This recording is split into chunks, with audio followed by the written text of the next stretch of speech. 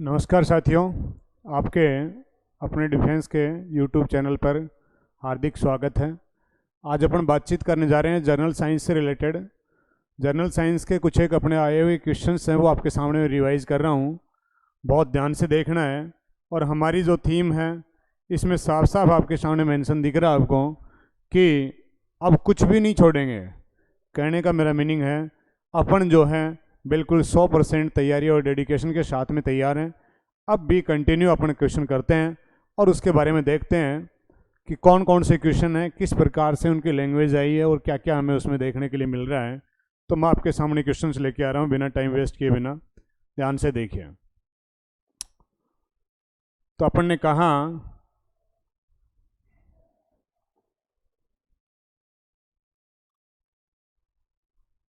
सबसे पहला क्वेश्चन आपके सामने आ रहा है और पहला ही क्वेश्चन आपको बता रहा है कि किसी पिंड का ये आपको थोड़ा सा मिसप्रिंट दिख रहा है, इसको अपन लिख देंगे वेग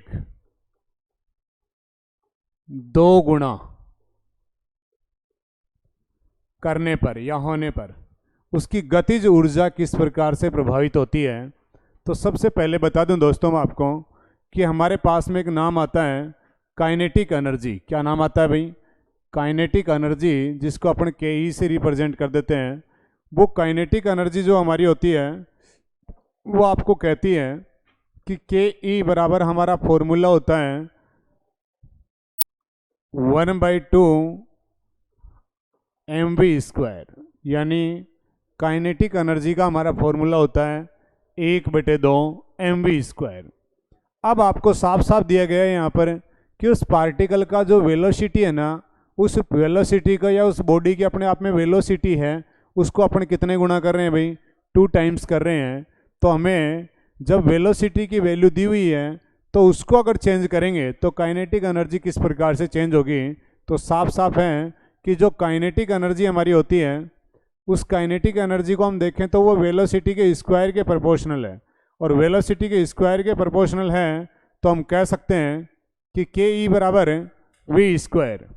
इसका मतलब अगर v को आपने डबल कर दिया तो पहले जो था उससे दुगुना हुआ और 2 गुना का स्क्वायर करेंगे तो हम डायरेक्ट ही कह देंगे क्या वो अपने आप में कितनी हो जाएगी भाई? 4 गुना हो जाएगी। तो साफ साफ लिखा हुआ है कि 2 गुनी हो जाएगी, आधी हो जाएगी, 4 गुना हो जाएगी और 1/4 गुना हो जाएगी। तो आपका राइट आंसर क्या होगा मेरे दोस्तों? बताइए जरा सोच के ना इसके अकॉर्डिंग कि हमारे पास अगर वेग को 2 गुना किया गया है तो हम साफ शब्दों में कह सकते हैं कि काइनेटिक एनर्जी कितने गुना हो जाएगी? 4 गुना हो जाएगी। तो ये अपना क्वेश्चन था, बहुत ही अच्छा क्वेश्चन था जो आपके सामने एग्जाम में आया हुआ क्वेश्चन है। ये विशेष रूप से 3-4 बार क्वेश्चन पूछा है। दिल्ली पुलिस का क्वेश्चन आया है, आर्मी के अंदर टेक्निकल जो अपना होता है उस टेक्निकल में क्वेश्चन आया है।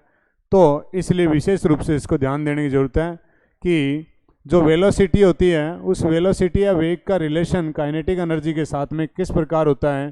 तो हम कह सकते हैं v² के प्रोपोर्शनल होता है। तो ये हमारा पहला क्वेश्चन था। इसी के साथ अपन आगे चलें तो अगला हमारे पास में क्वेश्चन आता है कि अगर इसी क्वेश्चन में आपसे एक और पूछे कि अगर इस वेग को यहाँ 2 गुना की बजाय आप बोलें कि 1/2 गुना कर दिया गया, यानी वेग को 2 गुना की बजाय 1/2 गुना कर दिया, यानी उसको आधा कर दिया गया है, तो हम v की जगह जो भी वैल्यू होती है उसका क्या कर देंगे भाई? 1/2 यानी हाफ कर देंगे। और जब हाफ का स्क्वायर किया जाएगा तो हमें साफ साफ पता है कितना हो जाएगा भाई? 1/4। यानी अगर वेलोसिटी को आधा कर दें तो अपने आप में काइनेटिक एनर्जी 1/4 हो जाएगी। और अगर क्वेश्चन के अकॉर्डिंग हम देखें तो वेग को 2 गुना करने पर हमारी काइनेटिक एनर्जी 4 गुना हो जाती है दोस्तों। तो यहाँ तक की उम्मीद कर रहा हूँ बातें आपको समझ में आई होंगी, और अच्छा लगे या समझ में आए तो अपने दोस्तों के साथ भी आप साझा कर सकते हो।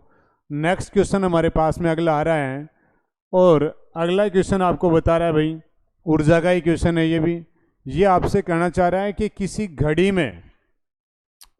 में चाबी भरने पर, क्या करने पर भाई? चाबी भरने की जो प्रक्रिया होती है उस प्रक्रिया के दौरान घड़ी में कौन सी ऊर्जा ऊर्जा संचित होती है, या कौन सी ऊर्जा उसमें आ जाती है, या कौन सी एनर्जी उसमें स्टोर हो जाती है।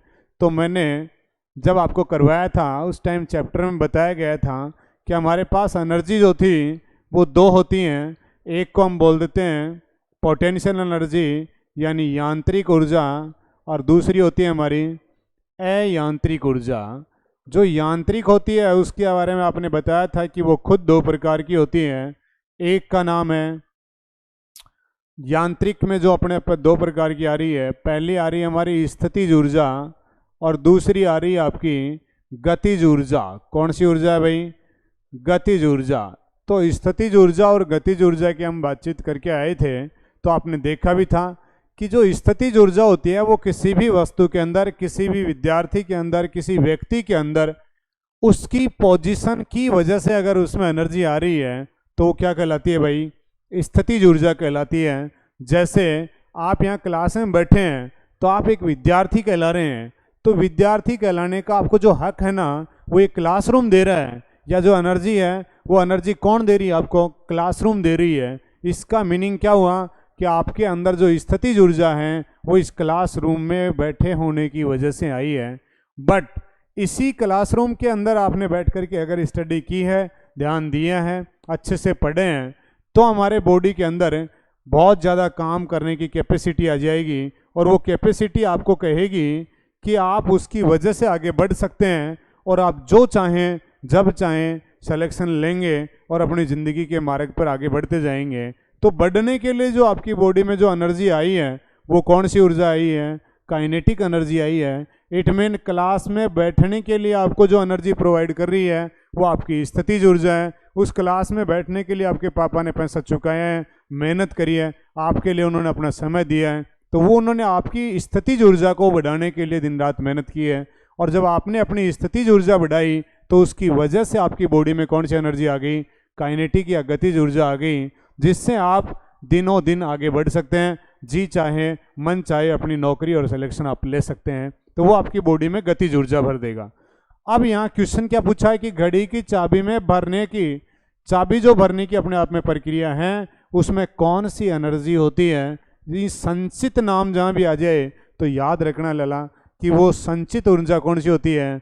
अपने आप में स्थितिज ऊर्जा होती है। कौन सी होती है? तो वहाँ अपने पास में दिखाई दे रहा है कि विद्युत ऊर्जा को संग्रहित कर होती है, तो चाबी की वजह से इलेक्ट्रिक एनर्जी नहीं आएगी। दूसरा हमारे पास में आ रहा है दाब ऊर्जा संग्रहित होती है, दाब का भी वहाँ कोई मैटर नहीं है। तीसरा हमारे पास आ रहा है कि गतिज ऊर्जा आ रही है, तो गतिज ऊर्जा संग्रहित होती है। गतिज ऊर्जा संग्रहित नहीं होती, गतिज ऊर्जा तो अपने आप में काम में बदल जाती है। तो ये गतिज ऊर्जा नहीं है, तो हमारा राइट आंसर क्या होगा? स्थितिज ऊर्जा। उम्मीद करता हूँ आपने भी सही आंसर दिया होगा या इसके ऊपर ट्राई अप किया होगा।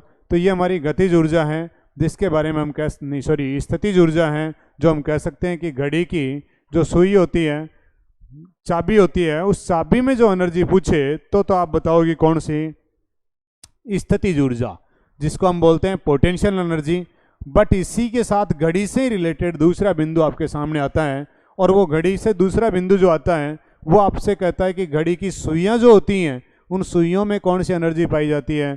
तो आपको बताना है लला, सुई लगातार क्या हो रही है? गतिशील हो रही है। तो घड़ी की सुई में आपसे पूछ ले कि घड़ी की सुई में कौन सी एनर्जी है, तो आपका आंसर होगा गतिज ऊर्जा। लेकिन घड़ी की चाबी में पूछी है तो आप बताओगे स्थितिज ऊर्जा। तो ये दोनों क्वेश्चन हमारे एक साथ ही यहाँ डाउट क्लियर हुए। ऐसे ही मैं आपसे पूछ लूँ और थोड़ा सा मैं आपको और यहाँ बताना चाहूँ, तो आप देख सकते हो कि एक दूसरा नाम और आता है कि एक डैम होता है। डैम के अंदर हम देखें तो पानी अपने आप में क्या किया जाता है भाई? बांध में संचित पानी, क्या बोल रहा हूँ मैं? बांध में संचित पानी यानी स्टोर जो वाटर होता है उसमें भी एक एनर्जी होती है, तो नाम आ जाए संचित, तो उसमें एनर्जी कौन सी बतानी है अपने को? वही स्थितिज ऊर्जा। और अगर वही बांध के डैम के अपने आप में नाले खोल दिए जाएं तो उसमें बहता हुआ जो पानी नाम आएगा, तो हम बोलेंगे बहते हुए पानी में, तो आपका आंसर क्या हो जाएगा? गतिज ऊर्जा। तो याद रखना, जो भी चीज़ मोमेंट में है उसकी वजह से अगर एनर्जी आई है तो आपको एक ही जवाब देना है कि गतिज ऊर्जा है। अगर वो अपनी स्थिति या पोजीशन के कारण से उसमें एनर्जी आई है तो वो कहलाएगी आपकी स्थितिज ऊर्जा। तो ये दोनों बातें आपकी इससे संबंधित हुई। दूसरी और एक महत्वपूर्ण बात मैं आपको और बता दूं कि अगर हमारे पास में हम कह रहे हैं कि पोटेंशियल एनर्जी स्थितिज ऊर्जा और जो हमारी काइनेटिक एनर्जी होती है गतिज ऊर्जा, इन दोनों का जो टोटल होता है वो किसके इक्विवेलेंट होता है भाई? तो हमारा होता है यांत्रिक ऊर्जा के इक्विवेलेंट होता है।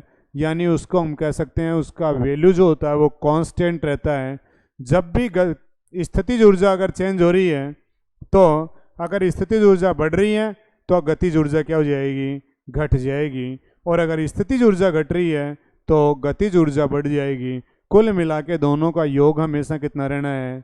एक ही रहना है। इसे हम कह देते हैं ऊर्जा संरक्षण का नियम, एनर्जी कंजर्वेशन लॉ। दूसरी खास बात, इसी के साथ ही अपना क्वेश्चन कंप्लीट हुआ।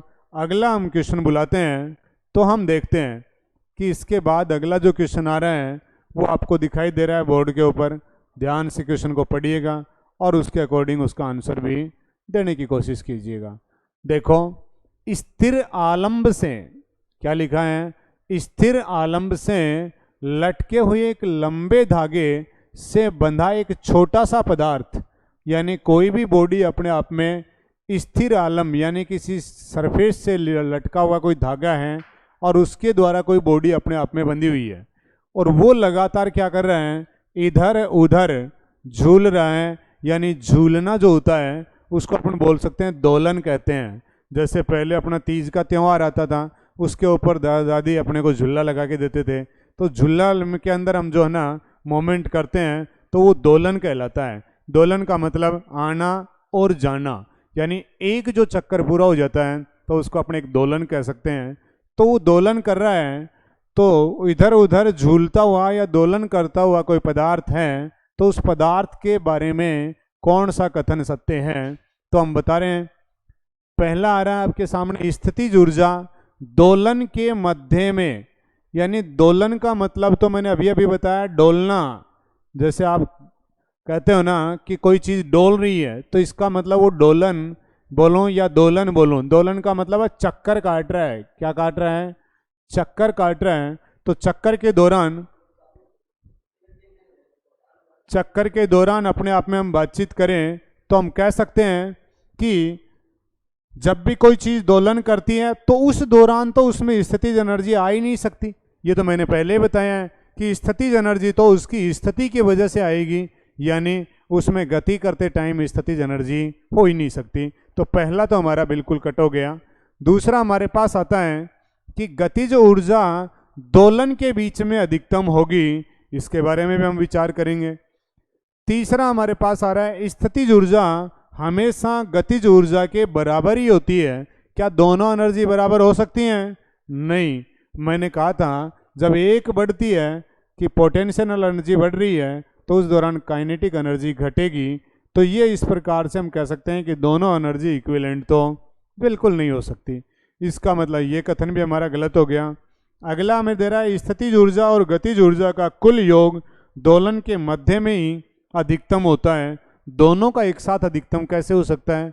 तो इसलिए हमारा जो है ना राइट आंसर क्या हो जाएगा भाई? बी, जिसके बारे में आप कहोगे कि गतिज ऊर्जा जो होती है काइनेटिक एनर्जी वो दोलन के बीच में अधिकतम होती है। यानी जब वो लोलक अपने आप में कहाँ होता है? बीच में होता है, सेंटर पॉइंट पे होता है, तो उस दौरान उसके मोशन के लिए उसको अधिकतम डिस्प्लेसमेंट के लिए जगह मिलेगी। और जब जगह अधिकतम मिलेगी तो गति भी अधिकतम करेगा और उसकी गतिज ऊर्जा भी अधिकतम होगी। तो ये हमारा स्टेटमेंट है वो बिल्कुल राइट आंसर है, जिसके बारे में हम कह सकते हैं कि गतिज ऊर्जा बिल्कुल अपने आप में अधिकतम होती है। कब? जब दोलन होता है तो उसके मध्य के अंदर होती है। ये हमारी पेंडुलम से रिलेटेड बातचीत हुई। पेंडुलम की भी बातचीत करें तो हम कह सकते हैं कि जो पेंडुलम घड़ी होती है, क्वेश्चन पूछा हुआ है कि पेंडुलम घड़ी को हम अगर चंद्रमा पर ले जाते हैं तो उसके अकॉर्डिंग क्या उसमें मोमेंट होता है, क्या चेंजेज होते हैं। तो हमें याद रखना है इस पेंडुलम की जो लंबाई होती है उसके अकॉर्डिंग और गुरुत्वीय त्वरण के अकॉर्डिंग इसका चेंज होता रहता है। अगर पेंडुलम के दो लोलक की लंबाई बढ़ा दी जाए तो वो दोलन अपने आप में क्या हो जाएगा, धीरे हो जाएगा, यानी चक्कर लंबा हो जाएगा। इसकी लंबाई अगर घटा दी जाए तो वो अपने आप में जल्दी जल्दी दोलन करेगा, ऑसिलेशन करेगा और जल्दी गति करने लग जाएगा। इसीलिए कहते हैं पेंडुलम की लंबाई गर्मियों के दिनों में बढ़ जाती है, तो उसकी वजह से जो पेंडुलम वॉच है वो गर्मियों में थोड़ी धीरे चलती है और सर्दियों में थोड़ी फास्ट चलती है। तो ये बातचीत हमारी पेंडुलम से और आलम्ब से बातचीत हुई। इसके बारे में अगर बातचीत की तो मैं उम्मीद करता हूँ आपको समझ में आया होगा। फिर भी नहीं समझ में आया तो बताना है और साथ साथ राइट आंसर देने की कोशिश करें, कमेंट में नोट करें और बताएं भी। अगला हमारे पास क्वेश्चन आ रहा है कि पहाड़ों पर चढ़ते समय, यानी जब भी हम ऊंचाई पर चढ़ते हैं तो उसी दौरान हमारी बॉडी थोड़ी सी क्या होती है, आगे की ओर झुक जाती है। तो क्यों झुक जाते हैं?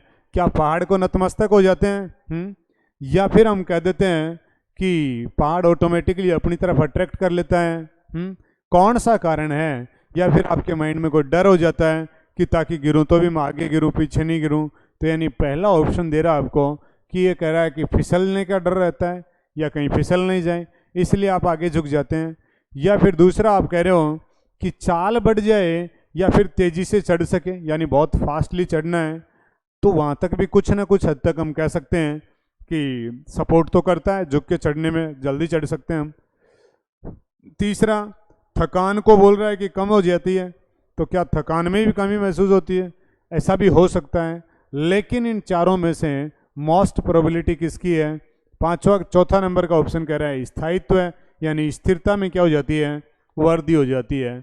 यानी किसी भी काम को जब हम कर रहे हैं तो उसमें करते टाइम सबसे पहली बात है हमारा स्टेब्लिश होना या हमारा स्थिर होना।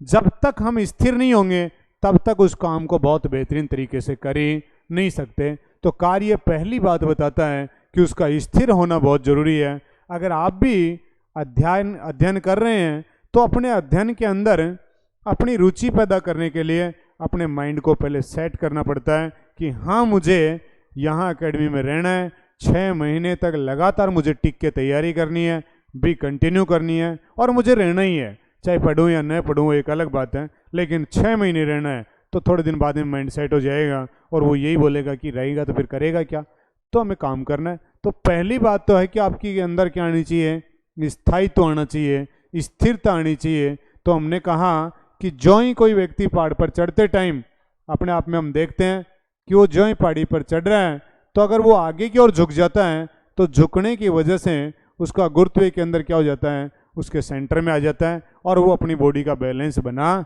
पाता है। और बॉडी का बैलेंस बना पाएगा तो उसकी चलने की स्पीड भी बढ़ जाएगी और उसका फिसलने का डर है वो भी कम हो जाएगा और बॉडी कमज़ोर भी या थकान भी महसूस नहीं करेगी। तो ये सारे इफेक्ट किसके ऊपर रिलेटेड हैं कि किसी भी वस्तु के स्थायित्व के लिए, उसके लिए हम कह रहे हैं कि व्यक्ति का चढ़ते टाइम अपने आप में आगे की ओर झुकना उसके लिए आसान होता है या उसमें सपोर्ट करता है। तो ये हमारा जो चौथा स्टेटमेंट है ये बिल्कुल राइट आंसर हो जाएगा लाला। तो उम्मीद कर रहा हूँ ये क्वेश्चन आपको समझ में आया होगा। इसके बाद हम दोबारा अगला क्वेश्चन बुलाएं। तो दूसरी बात, जब बात पहाड़ों की आ रही है तो मैं यहाँ आपको एक बात और बता देता हूँ। कई बार हम देखते हैं कि पहाड़ों पर जाने पर आपने पाया होगा कि कई बार क्वेश्चन आ जाता है कि पहाड़ों पर चढ़ते समय पहाड़ों में नाक से जो होता है उस व्यक्ति के खून बहने लग जाता है। तो नाक से खून का बहना, या फिर ऐसे ही क्वेश्चन आता है कि जब पहाड़ों के अंदर चले जाते हैं या पहाड़ों पर जाते हैं, ऊंचाई पर अगर आपकी ड्यूटी पोस्टिंग मिलती है आपको, तो उस दौरान हम कहते हैं भोजन से रिलेटेड भी फौजी भाइयों को काफ़ी प्रॉब्लम आती है। तो उसके भी पीछे एक रीज़न है कि वहाँ जो जो हाइट पर जाएंगे ऑक्सीजन का लेवल क्या हो जाता है, कम हो जाता है। और ऑक्सीजन का लेवल कम हो जाएगा तो उस दौरान हम पाते हैं कि ऑक्सीजन लेवल कम होने की वजह से भोजन के डाइजेशन कैपेसिटी भी क्या हो जाएगी, कम हो जाएगी। और जब ऑक्सीजन की बॉडी में कमी होगी तो हम एक बात और कहते हैं कि हमारी बॉडी में ऑक्सीजन की सप्लीमेंट या ऑक्सीजन की पूर्ति करने के लिए जो अपने आप में एलिमेंट या पाया जाता है वो कौन है, हीमोग्लोबिन हमारी बॉडी के अंदर ब्लड में पाया जाता है। और इस हीमोग्लोबिन में एक एलिमेंट होता है जिसका नाम है Fe या आयरन या लोहा। तो आयरन या लोहा हीमोग्लोबिन के अंदर पाए जाने वाली धातु है। और ये धातु जब हम कह रहे हैं कि बॉडी के अंदर अब ऑक्सीजन की कमी आ गई तो हमने क्या कर दिया भाई, जैसे हमारा मान लो दूसरी मंजिल पे काम चल रहा है, अब धीरे धीरे करके हमने भवन बनाया और तीसरी मंजिल पे काम शुरू कर दिया, तो जो जो मंजिल ऊपर बढ़ती जाएंगे त्यों लेबर जो है ना उसकी क्या हो जाएगी, कमी हो जाएगी, या सामान माल मटेरियल नहीं पहुंच पाएगा। तो हम क्या करेंगे उस दौरान, तो हम एक ही उपाय सोचते हैं कि वहाँ लेबर बढ़ा दी जाती है। तो यहाँ लेबर कौन है, हीमोग्लोबिन, जिसका ड्यूटी क्या है, ऑक्सीजन की सप्लाई पूर्ति करना। तो अगर आपकी हाइट पे जाते हैं तो ऑक्सीजन की कमी हो जाती है तो हम हीमोग्लोबिन की मात्रा बढ़ा देते हैं, जिसकी वजह से हम कह देते हैं कि हमारी बॉडी में किसकी संख्या बढ़ जाती है, आरबीसीज की संख्या बढ़ जाती है। और आरबीसीज की संख्या बढ़ने के कारण से हम कह देते हैं कि हमारे पास में नाक से खून बहने लग जाता है। या फिर वायुमंडलीय दाब कम होने की वजह से पहाड़ों पर भोजन भी क्या होता है, देरी से पकता है। तो ये सारी बातें हमारी इससे रिलेटेड हुई। नेक्स्ट, इसके बाद हम बातचीत करें तो हम पाते हैं अगला हमारा क्वेश्चन आता है भी, ध्यान से देखिए और बताइए, देखिए इस क्वेश्चन के बारे में।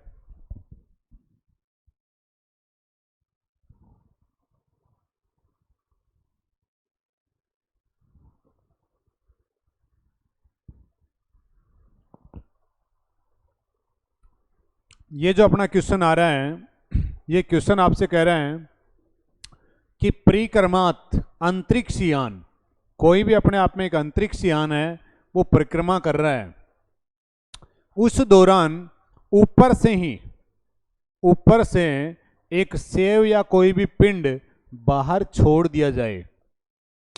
कोई परिक्रमा करते हुए अंतरिक्ष यान से कोई पिंड या बॉडी को ऊपर से क्या कर दिया जा रहा है, पृथ्वी की तरफ ड्रॉप आउट किया जा रहा है। तो यह जो पिंड या पार्टिकल होता है ये क्या करेगा, तो पूछ रहा है, पहला बता रहा है पृथ्वी की ओर रेंगना नहीं, या हम बोलेंगे गिरना, तो पृथ्वी की ओर गिरे तो गए, ये तो स्वाभाविक की बात है। दूसरा कह रहे हैं जो अपने आप में यान है, प्रिंटिंग मिस्टेक थी, वान की जगह यान है, यान के साथ ही उसी दिशा में गमन करेगा। तीसरा कह रहा है बहुत ज़्यादा वेग के साथ में गमन करेगा। और चौथा कह रहा है कम वेग से अधिक गमन करेगा, यानी अपनी वेलोसिटी को और तेज कर लेगा। तो हमने कहा कि वो वायुयान जो हमारा है वो कैसी स्थिति में है भाई, कर्मारत। परिक्रमारत का मतलब है, इसका मतलब वो अपने आप में मोमेंट कर रहा है, वो चल रहा है। और जब चलती हुई स्थिति में उसके द्वारा किसी पार्टिकल को अब ड्रॉप आउट किया जाता है, तो बाहर छोड़ा जाता है, तो वो पार्टिकल भी अपने आप में उस यान के साथ साथ ही क्या करता है भाई, मोमेंट करता है या गमन करता है, यानी वो भी अपने आप में स्फेरिकल स्थिति में ही क्या करेगा, मोमेंट करेगा या उसके साथ गमन करेगा। तो ये हमारा परिक्रमा से संबंधित जो गति से रिलेटेड जो बात हुई उससे संबंधित क्वेश्चन था। उम्मीद करता हूँ आपका भी आंसर सही आया होगा। तो इसका राइट आंसर हमारा क्या हो जाएगा भाई, बी, कि यान से के साथ ही वो पार्टिकल भी अपने आप में क्या करेगा, मोमेंट करेगा।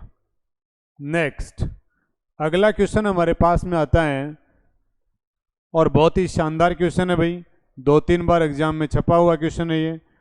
ध्यान से देखना है और जवाब देना है कि समुद्र का पानी का घनत्व बढ़ता जाता है जैसे जैसे, यानी हमारे पास जो सी वाटर होता है, उस सी वाटर के बारे में अगर बातचीत की तो सबसे पहली बात आती है कि उसके घनत्व के अंदर किस प्रकार से परिवर्तन होता है। तो घनत्व के बारे में बातचीत करूं तो मैं आपसे बताता हूं कि हमारा घनत्व कहता है कि D = हमारा फॉर्मूला होता है भाई m/v। तो सबसे पहली बात तो यही है घनत्व का फॉर्मूला, D = m/v। D यहाँ पर है डेंसिटी और V क्या है यहाँ पर है, वॉल्यूम। इसका मतलब हुआ कि अगर किसी पदार्थ का वॉल्यूम ज़्यादा है तो उसकी डेंसिटी कम होगी। दूसरी खास बात, हम कह सकते हैं कि गहराई के साथ साथ उसमें खारापन जो होता है ना वो घटता जाता है। क्या ऐसा है कि जो हम समुद्र की गहराई में जाएंगे उसका पानी कम खारा हो जाएगा? देखते हैं, देखिए आगे चलते हैं, दूसरे विचार पे बात करते हैं। दूसरा विचार हमारा क्या कह रहा है ऑप्शन, कि गहराई कम होने पर तथा खारापन में वृद्धि होती है, यानी जो जो ऊपर आएंगे तो पानी क्या कहता है, खारा अपने आप में क्या हो जाएगा, कम हो जाएगा, या गहराई भी कम हो रही है तथा खारापन भी वह बढ़ रहा है? ऐसा तो नहीं है। तीसरा हमारे पास कह रहा है कि भाई साहब गहराई तथा खारापन दोनों ही कम हो जाते हैं। ये पूछना आपसे क्या चाह रहा है भाई, समुद्र के पानी का घनत्व बढ़ता जाता है। कब बढ़ता जाता है? जब गहराई बढ़ती है तथा खारापन कम होता है, तब घनत्व ज़्यादा होता है।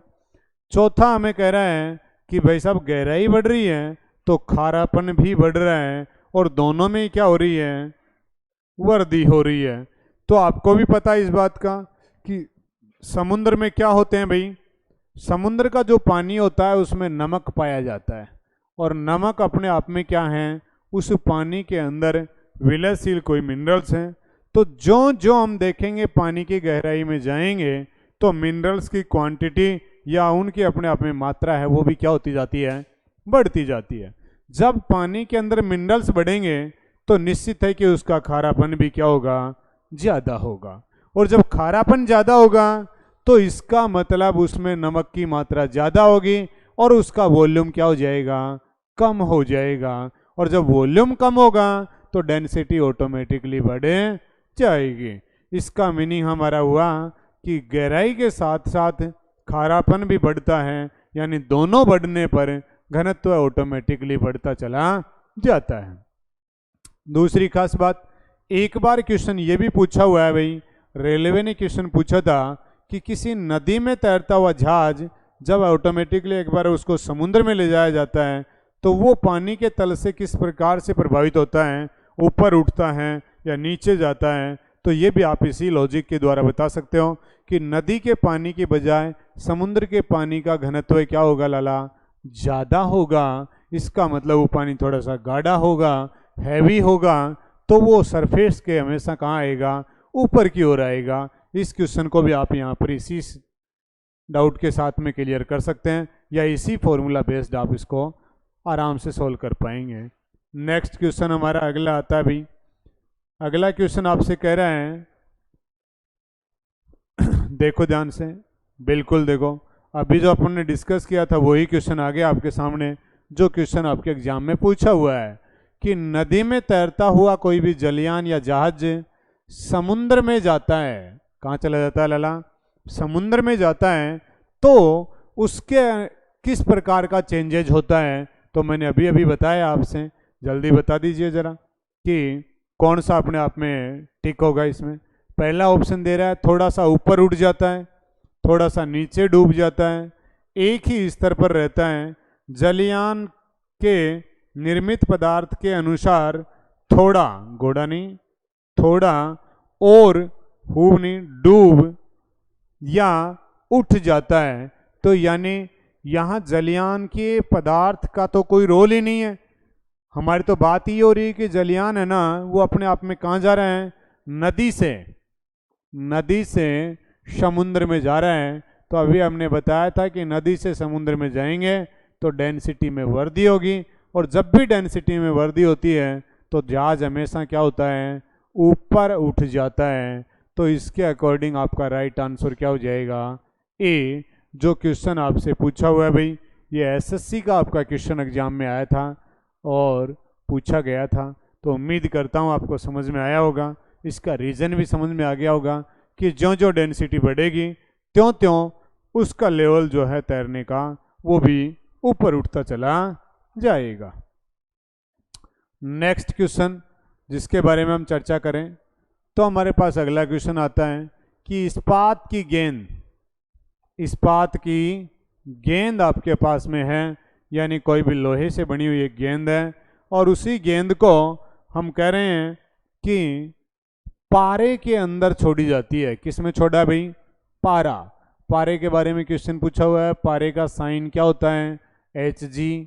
जो अब की बार एग्जाम में क्वेश्चन आया था कि पारे का Hg जो अपने आप में साइन है वो किससे बना है, तो ये लैटिन भाषा का एक मीनिंग होता है जिसका नाम याद रखना है लाला, हाइड्रेजियम।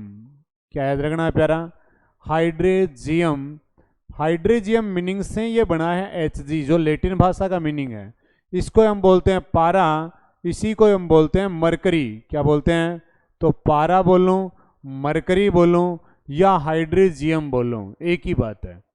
दूसरी खास बात है कि इस्पात की गेंद है वो पारे में तैर रही है, तो तैरना और डूबना एक ही चीज पे डिपेंड करता है। शॉर्टकट में याद रखना, अगर मान लो मैंने कह दिया कि बहुत भारी भीड़ है और आप वहां पर बहुत ज़्यादा खुल के चल रहे हैं, तब आपको निकलने में आसानी होगी, या आप बहुत ही स्लाइमली होके निकलेंगे तो आपको आसानी होगी।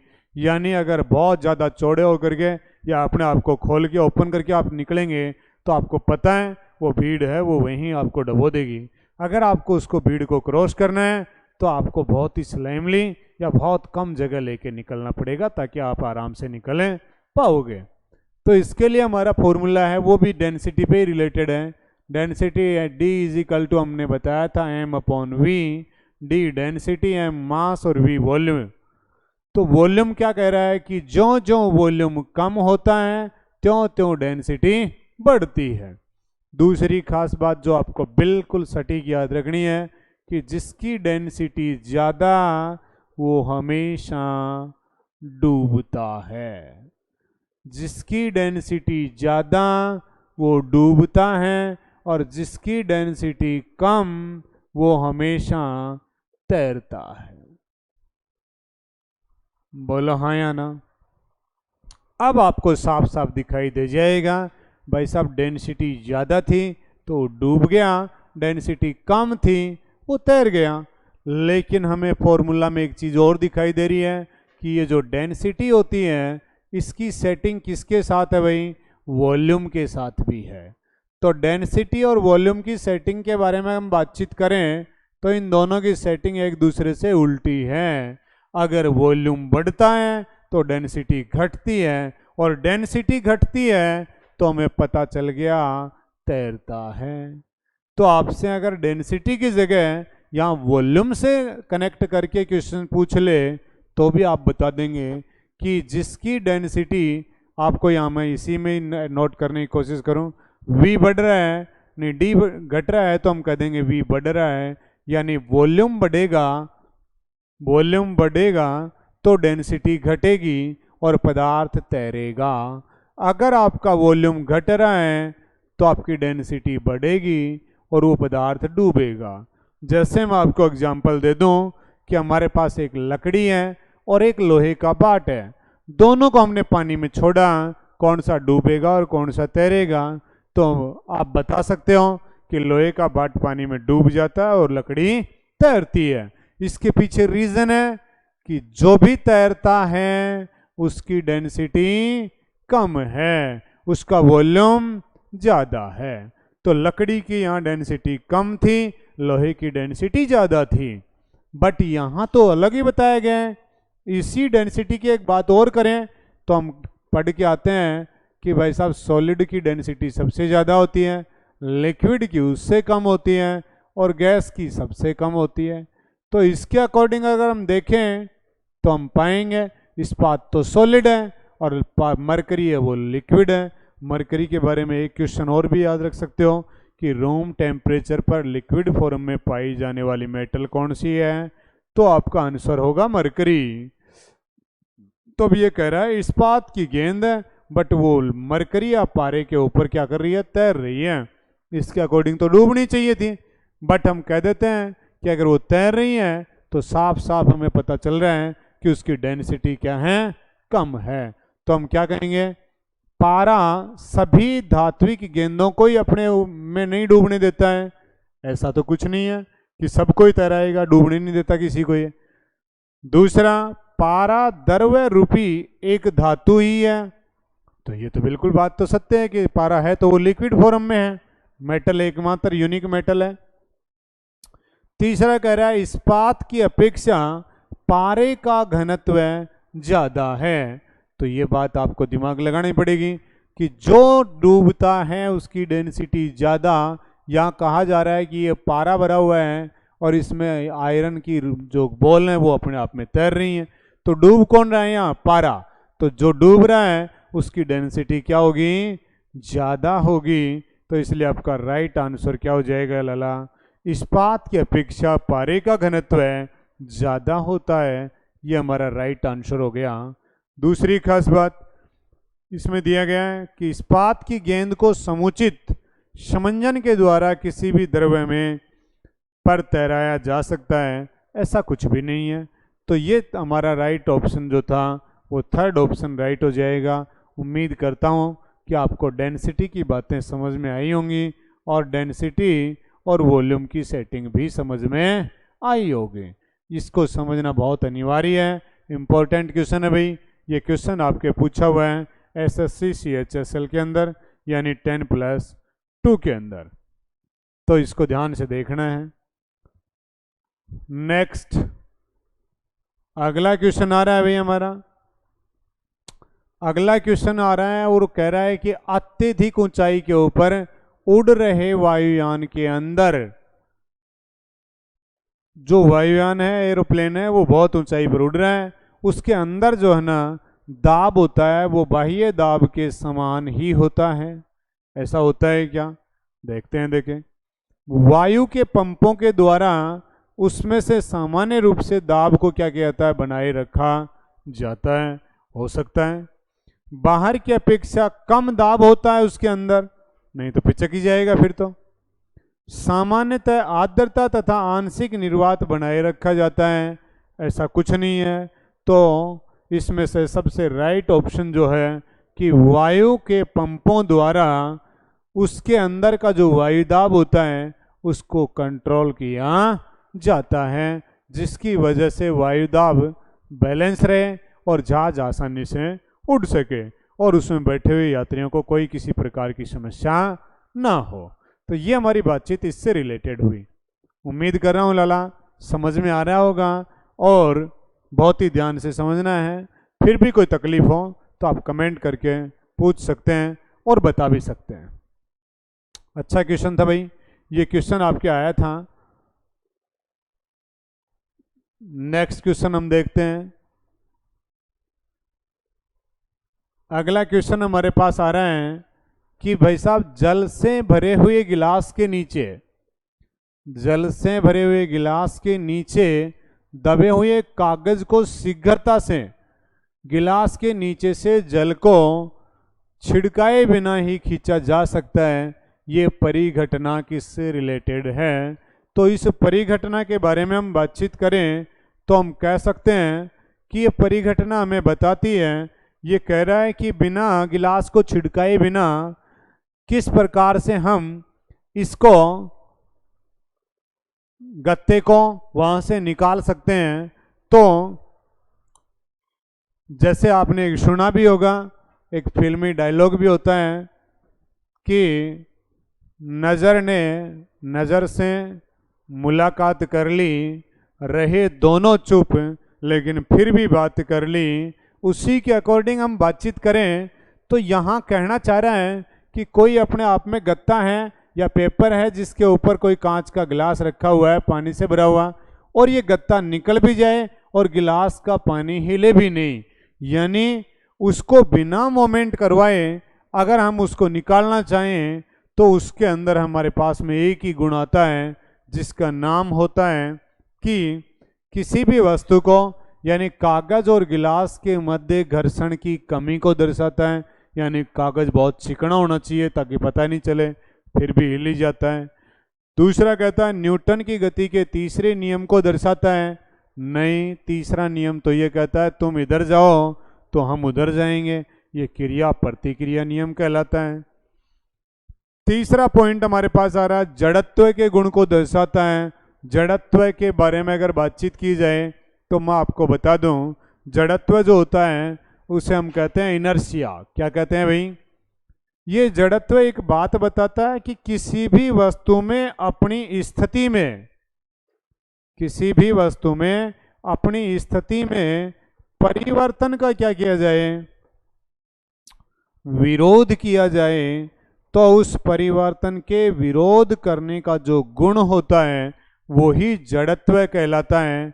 और उस जड़त्व के बारे में हम बात करें तो ये अपने आप में लॉ ऑफ इनर्शिया कहलाता है। जड़त्व की बातचीत में बताऊं तो जड़त्व की सेटिंग किसके साथ है भाई, ये आपको इंपॉर्टेंटली याद रखना है, बहुत बहुत इंपॉर्टेंट क्वेश्चन है कि जड़त्व की भी कोई सेटिंग है क्या। बिल्कुल भाई साहब, जड़त्व की सेटिंग है किसके साथ, द्रव्यमान के साथ। और जड़त्व का मीनिंग ही क्या होता है, अगर मैं अपनी भाषा में बोलूं तो जड़त्व को हम बोलते हैं झटका। क्या बोल देते हैं कि जहां भी नाम आ जाए झटका लगा तो जोर का झटका, धीरे से, वहां मामला किसका होगा लाला, जड़त्व का होगा। हमने कहा गाड़ी के अचानक ब्रेक लगने पर झटका लगता है तो भी घटना कौन सी है, जड़त्व। गाड़ी के अचानक चलने पर झटका लगता है तो भी घटना कौन सी है, जड़त्व है। पेड़ को पत्थर मारने पर फल या पत्तियां झड़ती हैं तो भी घटना कौन सी है, जड़त्व है। और गत्ते को अगर खींचने के बाद भी गिलास अपनी जगह पर प्रॉपर टिके रहता है तो वो घटना भी कौन सी है, जड़त्व है। जड़त्व के बारे में एक ही बात स्टेटमेंट हमें बिल्कुल याद रखना है कि जड़त्व जितना ज़्यादा होगा इसका मतलब उस पदार्थ का द्रव्यमान भी उतना ही ज़्यादा होगा। जड़त्व और द्रव्यमान दोनों एक दूसरे के समानुपाती होते हैं। तो इसी के अकॉर्डिंग हमारा आंसर कौन सा राइट हो जाएगा लाला, सी ऑप्शन हमारा बिल्कुल राइट आंसर है। तो ये सारी बातें हमारी साइंस से रिलेटेड कुछ एक महत्वपूर्ण क्वेश्चनों से हुई। ये क्वेश्चन भाई कम से कम 4-5 एग्जाम्स में पूछा हुआ है, जिसको हम कह सकते हैं आर्मी का भी बहुत पॉपुलर क्वेश्चन है ये। इसके रिलेशन पे नियम पूछता है, न्यूटन का गति का फर्स्ट नियम है। एसएससी ने भी इसमें से क्वेश्चन पूछा है, दिल्ली पुलिस का भी क्वेश्चन यहाँ से आया है कि कौन सा नियम जड़त्व का नियम कहलाता है। इस प्रकार से क्वेश्चन पूछा गया है। उम्मीद करता हूँ आज का सेशन बहुत अच्छे से आपको समझ में आया होगा। दूसरी खास बात यह है कि ये जो अपना डिजिटल प्लेटफॉर्म है इसके ऊपर आपको रेगुलरली जनरल साइंस के महत्वपूर्ण या आए हुए जो क्वेश्चंस हैं वो आपको सॉल्व करवाए जाएंगे। आप भी प्रैक्टिस करके आएँ और आप इसी के अकॉर्डिंग साथ साथ मेहनत करें, बहुत अच्छा होगा। ऑल दी बेस्ट, धन्यवाद। जो समझ में आया तो इसको अपने दोस्तों के साथ साझा कीजिए और लाइक कीजिए, सब्सक्राइब कीजिए। लगातार इसी प्रकार के आए हुए क्वेश्चंस का रिवीजन पाने के लिए बहुत बहुत धन्यवाद। जय हिंद, वंदे।